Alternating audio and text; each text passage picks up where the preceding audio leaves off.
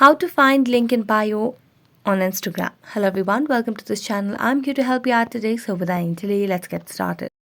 So first of all, launch the Instagram application on your device and make sure you are logged into your account. Then tap on the search bar and search for a profile that you want to see the link. So here I've searched for a profile and here you can see a link. So you can just tap on this link and you'll be able to get directly on that link that have been attached to them. So you can find the link in bio over here just under their profile over here.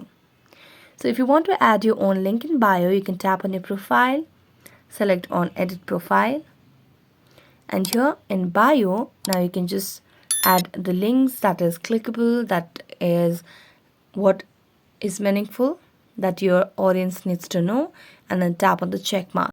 You can also tap on the links and here you can add external links as well. So this way you can add and find link in bio on Instagram. So that's it. Thank you so much for watching this video. See you next time.